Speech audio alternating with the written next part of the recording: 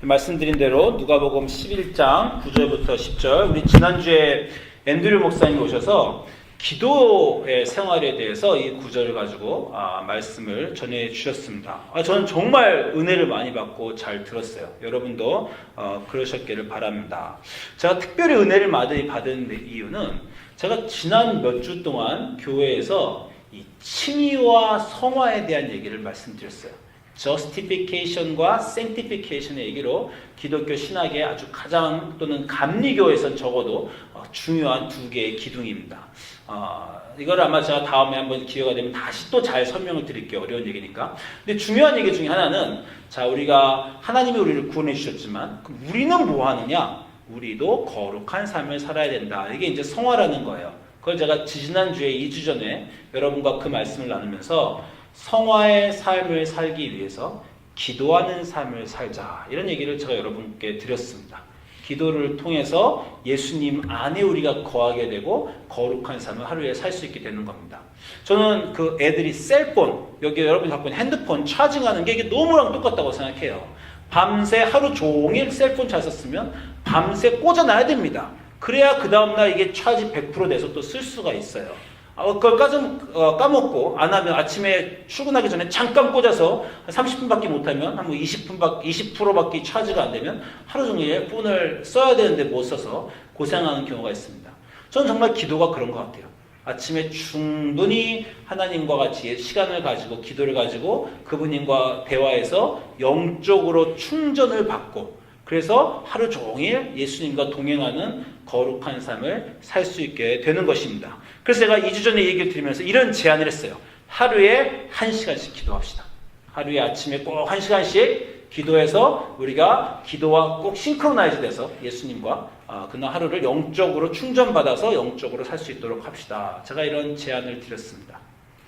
제가 영어 예배 때 이 설교를 하면서 많이 고민했어요. 1시간이라고 할까? 30분이라고 할까? 왜냐하면 우리 또 한국어 교인들은 믿음이 세시고 또 신앙생활 잘하셔서 1시간도 가능하지만 영어권은 도저히 1시간은 불가능할 것 같아요. 그래서 제가 기대치를 좀 낮춰서 프랙티컬하게 30분이라도 하자 이렇게 할까 고민을 많이 했습니다. 이 얘기를 왜 하냐면 1시간을 하든 30분 하든 너무 중요한데 문제는 우리가 그걸 못한다는 거예요. 그죠? 그리고 많은 사람들이 제가 기도를 우리 하루에 1시간씩 꼭 합시다 이렇게 말하면 이 질문을 꼭 합니다. 근데 목사님, 뭘 기도해야 되나요? 이게 이렇게 궁금하신가 봐요. 뭘 기도해야 되나요? 이 질문이 사실 쉬운 질문이 아닙니다. 저는 개인적으로 스스로 나는 기도의 사람이다. 나는 말씀의 사람이다. 평생 정말 기도 많이 했다. 이렇게 스스로 생각하는 사람입니다.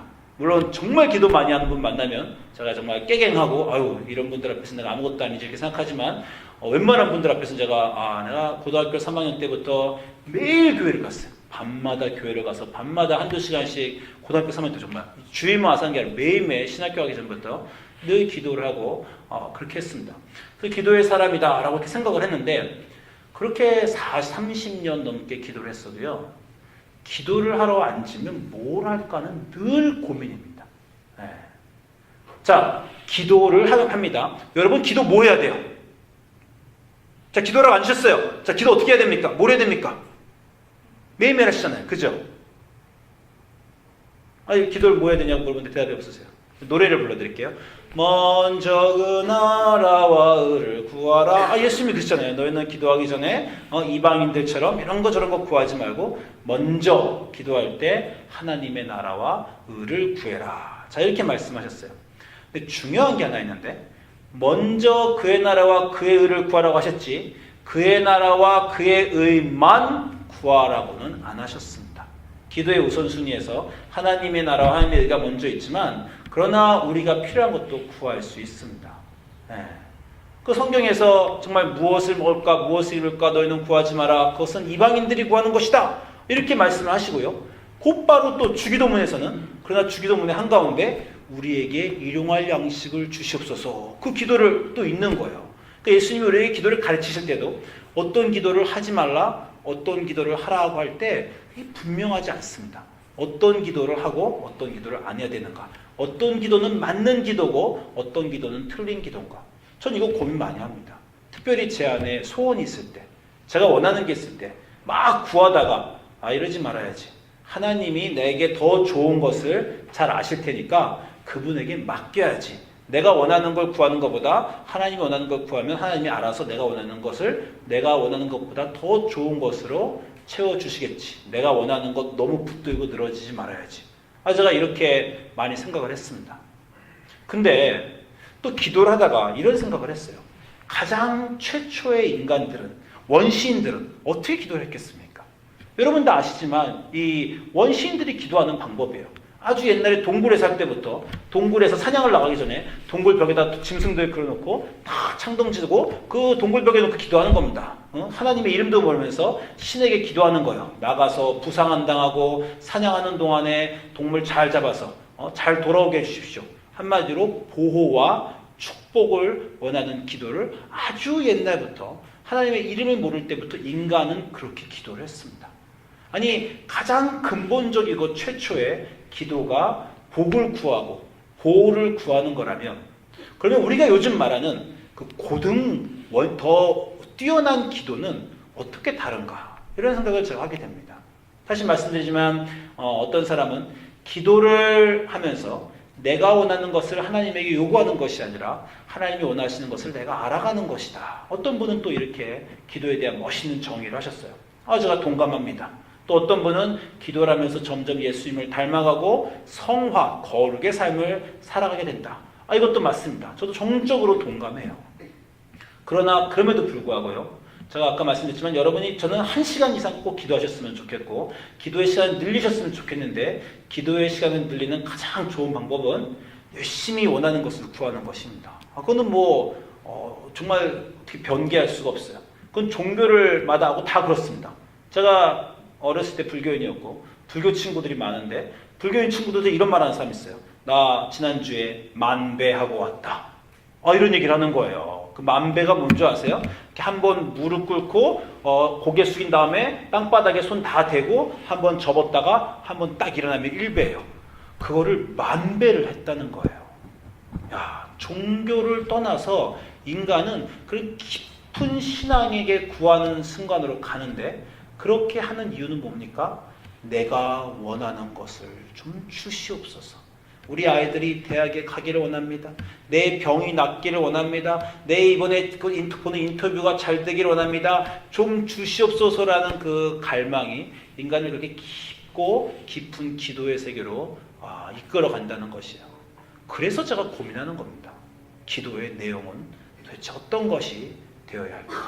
그리고 기도의 내용을 올바로 잡아야요. 그래야 기도의 양도 늘어납니다. 아까 말씀드린 대로 나는 하나님의 나라와 의를 구해야지. 그것 때문에 죄송한 얘기지만 새벽에 잠을 설쳐가면서 막 새벽 기도 안 나오게 되며 그게 더 중요함에도 불구하고 그럼 내가 마음에 진짜 원하는 게 있으면 정말 부시시 깨서 그것을 위해서 새벽에 정말 나오게 됩니다. 그렇죠? 이런 것들을 제가 고민하고 있었는데 그 앤드류 목사님이 그거에 대한 답을 지난주에 확 그냥 주셨어요.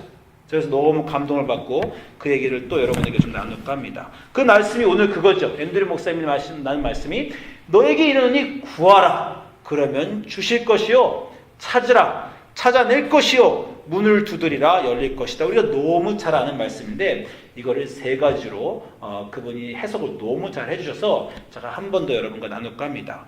이분의 얘기가 이런 거예요. 이 구하라, 찾으라, 두드리라 거의 똑같은 얘기 같죠? 똑같은 얘기인데 예수님이 3번이나 반복하셨는데 이게 사실은 각각이 이 누가복음 안에 3개의 다른 구절이 이 구하라와 찾으라와 두드리라를 설명하고 있다고 이분이 말씀하셨습니다. 그래서 구하라라는 구절에 대해서 그것을 더 깊이 설명하는 구절이 누가복음 11장 5절부터 8절에 나오는 그 비유에 나오고 그 다음에 찾으라라는 구절은 18장이 나오고 두드리라는 18장부터 10절부터 14절에 나온다는 거예요. 그래서 이 설명을 아주 잘 해주셨습니다. 먼저 구하라는 구절은 누가복음 11장 5절부터 8절입니다.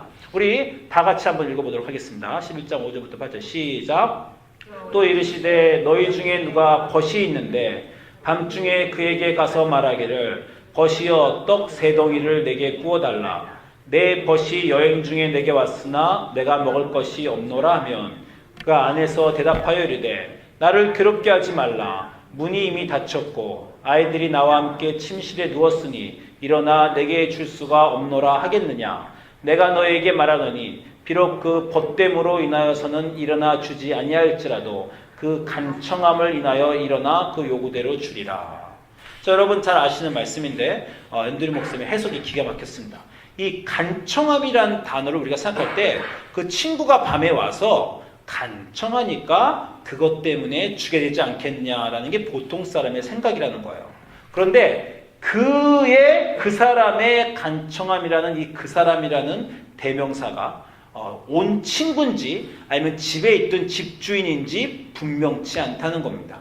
그래서 그 친구의 간청함이라고 생각할 수도 있지만 이 간청함이라는 그 그리거가 아나니데아라는 그리거입니다. 아나니데아라는 그리거인데 이 그리거는 뭐냐면 뻔뻔함, 수치를 모름 이런 뜻이에요. 그래서 집주인이 그 뻔뻔함에 여기지 않게 하기 위해서 주지 않겠느냐라고 그분이 해석을 했어요. 저는 아주 굉장한 해석이라고 생각합니다. 그러니까 뭐냐면 당시에 정말 필요한 것이 있을 때, 요즘에 우리는 세이프웨이도 가고 세븐일레븐도 밤에 가지만 그런 게 없을 때 친구가 찾아와서 정말 필요한 음식이 있을 때 어떻게 하냐는 거예요. 남의 집에 가서 부탁을 하는 건 그 당시에 어찌 보면 당연했을 거라는 것입니다. 그래서 그 찾아온 친구가 잘못된 것이 아니라는 거예요. 찾아온 친구는 당연한데 당연히 찾아온 친구에게 거절하는 그 주인이 뻔뻔하다는 겁니다. 그래서 그 주인이 자기가 주지 않으면 자기가 뻔뻔하게 되니까 뻔뻔하게 되지 않으려고 그 기도를 들어주겠다라는 거예요. 자, 어저께 토요일이었잖아요. 그죠? 토요일이니까 이제 조용히 집에서 다 있었습니다. 근데 아침 11시에 갑자기 누가 노크를 해요. 여러분들 미국에 사시면 아시지만 집에 누가 노크한 일이 참 드뭅니다. 그죠? 노크했으면 UPS나 페덱스가 왔을 텐데 11시에 누가 노크를 했어요. 그래서 보통은 UPS가 와도 패키지를 문 밖에서 나누는데 노크는 안 해. 노크를 한 거예요. 그래서 뭘 내가 오더했지? 그 문을 딱 열었어요. 문을 딱 열었더니 어떤 중학교 학생이나 고등학교 학생이 딱 한 명 서 있고 한 그 뒤에 한 5m, 10m 뒤에 엄마가 딱 서 있습니다. 두 중학교 학생이 이 티켓을 갖고 와서 파는 겁니다. 이게 래플 티켓인데 한마디로 복권 추첨 티켓이에요. 자기 학교에서 스포츠 액티비티가 있으니 오브를 내고 이걸 복권을 사주면 나중에 추첨해서 TV도 받고 이런다는 겁니다. 내가 문을 딱 열었을 때 소년이 딱 있을 때 제가 무슨 생각했겠어요? 불사, 문을 여는 게 아니었는데 이런 생각을 했잖아요. 그래서 얘가 이걸 사달라고 딱 왔는데 또 그 거절하기가 뭐합니다. 그래서 제가 그냥 한마디 했어요. 미안하다. 현금이 없다. 딱 이렇게 말했어요. 그렇죠? 어떻게 변명을 해야 되니까. 안 사! 이렇게 말하기 뭐한 거 아닙니까? 현금이 없다. 그랬더니 얘가 우리 책도 받습니다. 딱 이러는 거예요. 그럼 내가 책도 없다 이렇게 말해야 되는데 순간적으로 그 말을 기회를 놓쳤어요. 그래? 책도 받아? 알았어. 그리고 문 닫고 집에 들어갔어요.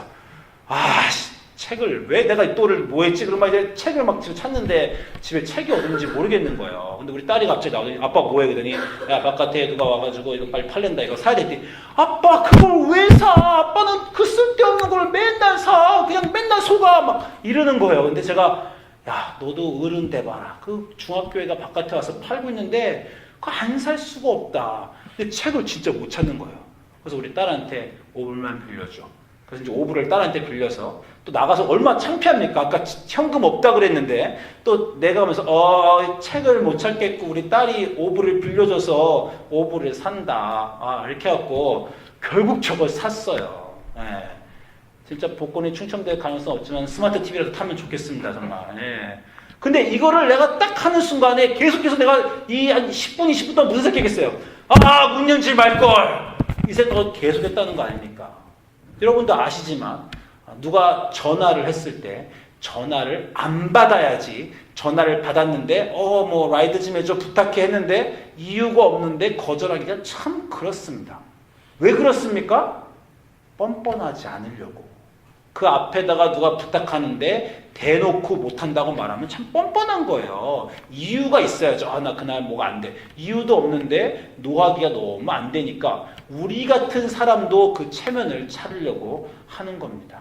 이 구절에 예수님 뭘 말씀하시는 거냐? 하나님이 뻔뻔해지기 원하시지 않는다는 거예요. 제가 그 중학생애가 문을 열어서 부탁을 해도 노하기가 어려운데 우리가 기도를 해서 하나님 이걸 해주셔야 돼요 했는데 하나님 그 앞에 놓고 안 돼! 못해! 나 싫어! 라고 하면 뻔뻔하게 된다는 거예요. 그래서 하나님이 그 뻔뻔하게 되지 않기 위해서라도 기도하면 들어주시지 않겠냐. 그러니 제발 좀 기도 좀 해라. 기도하면 하나님이 너가 만약에 하나님께 부탁했는데 하나님이 그걸 부탁을 안 들어줘. 그럼 어떻게 돼요? 이 신은 기도를 안 들어주는 신인가 보다. 나는 기도를 들어주는 딴 신에게 가야 되겠다. 뻔뻔하지 않은 신에게. 이렇게 할 거라는 거예요. 하나님이 기도를 들어주시는 뻔뻔하지 않은 하나님이라고 예수님이 정말 강조해서 얘기하시는 구절이라는 겁니다.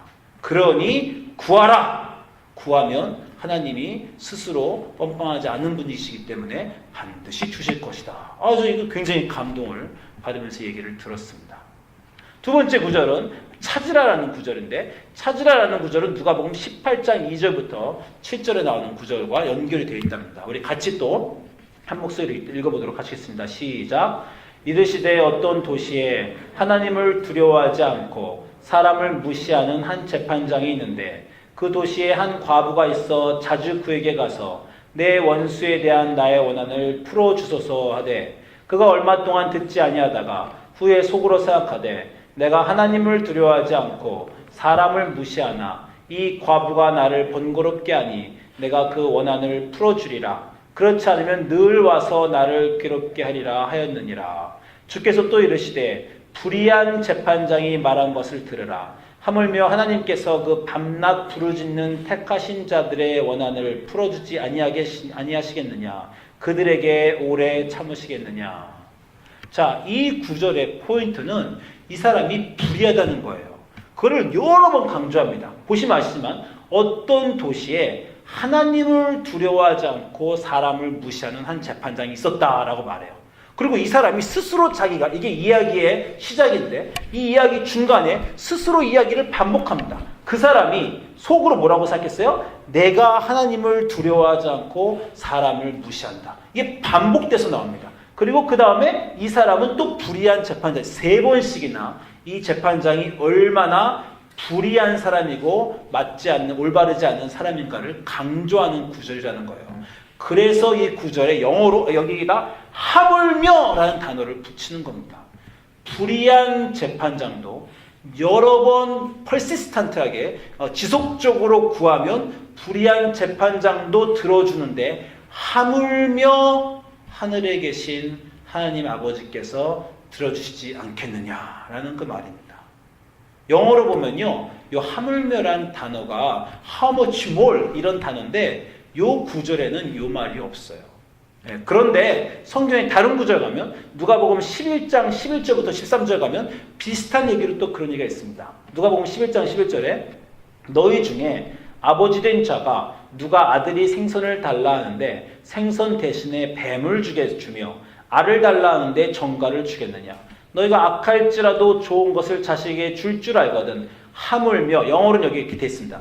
How much more will your father, shall your father, 너희 하늘아버지께서 구하는 자에게 성령을 주시지 않겠느냐. 불의하고 하나님을 두려워하지도 않고 사람을 케어하지 않는 그 3번이나 그렇게 말하는 그 불의한 사람도 열심히 구하면 주는 것을 그 좋으신 하늘에 계신 아버지께서 하물며 너희를 사랑하는 너희 하나님 아버지께서 그것을 너희에게 주지 않겠느냐라는 강조문을 연속해서 이 구절에서 하고 계신 겁니다. 뻔뻔스럽지 않기 위해서라도 하나님은 구하는 자에게 주신다. 노하면 뻔뻔스러워지니까 열심히 구하면 불의한 자라도 주는데 하물며 하나님은 안 주시겠느냐. 예수님이 강조하시면서 또 말씀하시는 겁니다. 세 번째 구절은 두드리랍니다. 누가복음 18장 10절부터 14절에 나오는 얘기를 연결돼서 우리 같이 얘기할 수 있습니다. 두드리라. 그러면 문이 열릴 것이라는 구절인데 누가복음 18장 10절부터 14절 우리 또 한번 같이 읽어보도록 하겠습니다. 시작. 두 사람이 기도하러 성전에 올라가니 하나는 바리새인이요 하나는 세리라. 바리새인은 서서 따로 기도하여 이르되 하나님이여 나는 다른 사람들 곧 토색, 불의, 간음을 하는 자들과 같지 아니하고 이 세리와도 같지 아니함을 감사하나이다. 나는 일해에 2번씩 금식하고 또 소득의 11조를 드리나이다 하고 셀리는 멀리 서서 감히 눈을 들어 하늘을 쳐다보지도 못하고 다만 가슴을 치여 이르되 하나님이여 불쌍히 여기소서 나는 죄인이로소이다 하였느니라. 내가 너에게 이르노니 이에 저 바리새인이 아니고 이 사람이 의롭다 하심을 받고 그의 집으로 내려갔느니라. 자, 이 구절을 보고 문을 두드리라 라는 구절이 가슴을 두드리는, 가슴을 치는 구절과 같이 연결되어 있다라고 말씀을 하셨습니다. 여러분, 문을 두드린다는 건 어떤 상황입니까? 문 바깥에 있다는 상황이에요. 문 바깥에 있다는 건 초대받지 못했다는 겁니다. 문 바깥에 있는 사람은 어떤 사람이에요? 내팽겨쳐지고 버림받은 사람이 문 바깥에 있는 사람입니다. 여러분이 가슴을 치는 건 어떤 상황이에요? 내가 그 은혜를 받지 못했다. 내 인생이 망가졌다. 나는 잘 되지 않았다. 이런 상황에서 땅을 치고 가슴을 치는 겁니다. 문을 두드리라는 건요, 이미 너희의 기도가, 이미 너희의 원함이 들어지지 않은 그런 내쫓겨진 상황에서라도 계속해서 그 바깥에서라도 문을 두드리라. 이런 구절입니다. 그 두드리는 자에게는 닫혔던 그 문도 다시 열릴 것이다 라는 그런 구절이에요. 여러분, 이 구절을 가지고 우리가 다른 얘기를 또 할 수 있습니다. 여러분 다 아시는 것처럼 그 이방인 여인에 대한 얘기가 성경에 있습니다. 어떤 얘기입니까? 이방 여인이 예수님에게 찾아왔어요. 그렇죠. 마태복음 15장 22절부터 28절 얘기입니다. 이방 여인이 내 딸을 고쳐주소서. 그때 예수님이 들은 척도 안 하셨어요. 그죠? 예수님은 들은 척도 안 했더니 옆에 있는 제자들이 저 여인의 소원을 들어주소서 말했더니 예수님이 나는 이스라엘의 잃어버린 양들만을 위해서 왔다. 이렇게 여자를 또 거절하셨습니다. 그랬더니 여자가 뭐라 그랬어요? 그 유명한 말을 하죠.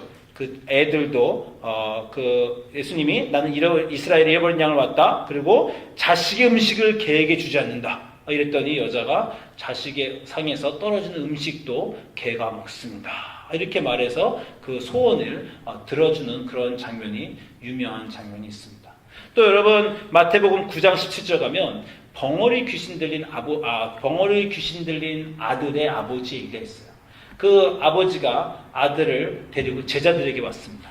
제자들이 못 고쳐줬어요. 실패했습니다. 그랬더니 그 아버지가 예수님한테 와서 당신의 제자들은 고쳐주지 못했는데 내 아들을 좀 고쳐주십시오. 이런 얘기가 있어요. 여러분 기도했는데 안 들어주신 적이 있죠. 문 밖에서 내팽개쳐진 그런 느낌이 드는 겁니다. 아까 그 여자처럼 예수님에게 구하고 구했는데 안 된다, 싫다. 이런 구절도, 이런 인생도 있을 수 있다는 것이에요.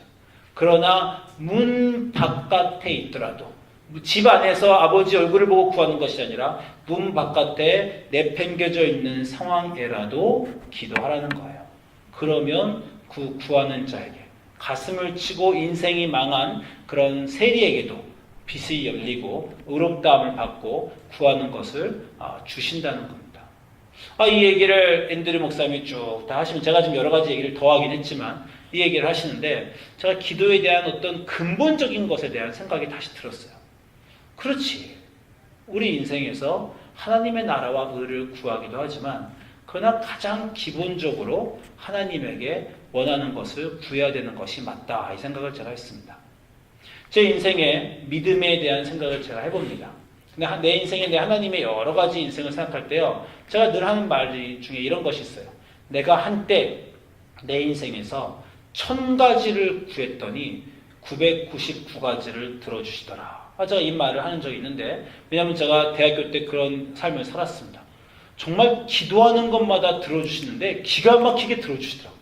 아니 정말 무슨 기도하는 건 다 들어주시나 이런 생각을 했어요. 제가 왜 999가지라고 하면요. 한 개 진짜 안 들어주셨거든요. 얼마나 다 들어주셨으면 안 들어주신 거 한 개는 딱 기억이 난다는 겁니다. 1000가지를 기도했는데 999가지를 들어주시더라고요. 제가 한 가지 갖고 불평하는 게 아닙니다. 어떻게 도대체 999가지를 다 들어주셨을까 이런 생각을 제가 하는 겁니다. 그런데 인생의 그 이후에 안 들어주신 것이 또 그 이후에는 많아요.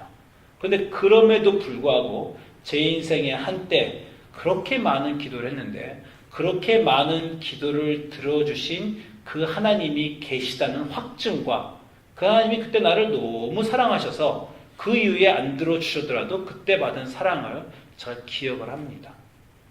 여러분, 기도는요, 발전되어야 합니다. 여러분의 신앙생활도 더욱더 성숙해야 돼요. 성화의 삶을 사셔야 돼요. 한국 기독교가 기복 종교에 머물러 있다. 원하는 것만 있고 복만 구한다. 이런 비난을 받는 것도 사실입니다. 그것은 자라지 않은 종교에 대한 문제예요. 우리가 어린 시절이 있고 10대가 있고 20대, 30대가 인생이 있습니다. 10대, 20대, 30대 때는 어른의 생활을 해야 됩니다. 그렇죠? 20대, 30대 때도 10살짜리나 5살짜리 아이처럼 행동하면 안 돼요. 그래서 우리의 신앙이 자라는 것을 우리가 강조합니다. 그러나 10대와 30대로 자라기 위해서는요, 반드시 5살과 10살을 지나야 돼요. 5살과 10살을 지나지 않고 20살이 될 수는 없는 겁니다. 무슨 얘기냐면 여러분의 기도가 성숙한 기도, 하나님의 뜻을 구하고 하나님이 원하시는 것을 알아가고 거룩하게 되는 기도를 하는 것이 너무 중요하고 거기까지 자라나셔야 되지만 그러기 위해서 먼저 아이의 기도를 하셔야 된다는 겁니다. 아이의 기도를 충분히 하셨습니까? 여러분 정말 하시기를 바라요. 여러분 인생에서 어렸을 때 5살 때 10살 때 부모의 사랑을 너무나 많이 느낀 것처럼 인생에서 한 번은 정말 많이 구했다. 정말 많이 들어주셨다. 그렇게 많이 구하고 그렇게 구했더니 그분이 응답하셨다라는 간증이 꼭 있으셔야 됩니다. 그걸 지나야 30대, 40대에 성숙한 기도가 나오는 겁니다. 여러분의 인생에 기도의 양이 중요해요. 기도의 내용이 발전하는 것도 중요하지만 일단은 가장 원하는 것을 가지고 하나님께 나아오셔서 그분이 살아계신 것과 그분이 우리 아버지신 것과 그것을 위해서 기도하시기 바랍니다. 그리고 오늘 구절의 그 말씀들을 기억하세요. 하나님이 앞에 놓고 기도하는 것에 대해서 노하는 뻔뻔한 분이 아니지. 악한 아비도 자식이 열심히 구하면 주는데 우리 하늘 아버지가 하물며 내가 이렇게 열심히 구하는 것을 안 주시겠는가? 어떤 사람들 이렇게 얘기합니다. 내가 기도하기 전에 필요한 것을 다 알아주신다. 이렇게 얘기하고 기도하지 않는 사람들도 필요한 것은 생긴다. 이렇게 얘기하는 사람들이 있어요. 그 말도 맞습니다. 여러분 주변에 기도하지 않는 사람 보세요. 그래도 아무것도 안 주십니까? 필요한 거 받죠. 근데요. 너무 자연스럽게 그냥 자식과 부모의 관계를 생각해 보십시오. 자식이 구하지 않는다고 부모가 필요한 거 안 줍니까? 구하지 않아도 새끼밥 주고요. 먹을 거 다 먹입니다. 그러나 부모가 필요한 거 준다고 자식이 안 구합니까? 제 아들이 장난감이 100개가 있으면 그 중에 80개는 구해서 받은 거예요. 제가 생일 때 되면 생각나면 필요한 건 사줍니다. 근데 필요하지 않다고 생각되는 것도 우리 아들 다 받아냈어요. 어떻게? 정말 징징거리면서 울고불고 짜서 타겟 갈 때마다 물건 붙잡고 안 놓고 정말 그렇게 열봉하다 보니까 정말 나는 20개만 있으면 좋겠는데 100개 받은 겁니다. 여러분 필요한 것만 갖고 살 수 있어요? 원하는 것 받아야 살죠. 그러니까 원하는 것 갖고 기도하고 그게 원하는 것 받아서 그냥 기쁜 게 아니라 그 원하는 것들을 받아서 물건 받은 것이 아니라 그것들을 통해서 부모의 사랑을 확증하는 겁니다. 그렇죠? 어떤 사람은 이런 말도 하는 거 있어요. 근데 진짜로 안 주시더라. 나 완전 삐졌어. 완전 화났어. 그때 그렇게 구했는데 정말 안 주시더라. 이것도 자연스럽게 생각해 보세요. 여러분 부모님한테 진짜 구했지만 안 주시는 거 있잖아요. 안 주시면 삐졌잖아요. 삐졌다고 더 안 구합니까? 그러면 여러분 손해죠. 부모가 너 못 나가. 엄마 이 파티 가고 싶어요. 진짜 못 나가. 아들이 아무리 구해도 딸이 아무리 구해도 안 되는 겁니다. 그럼 그렇다고 일주일 후에 한 달 후에 또 안 구해요? 그럼 또 구해야죠.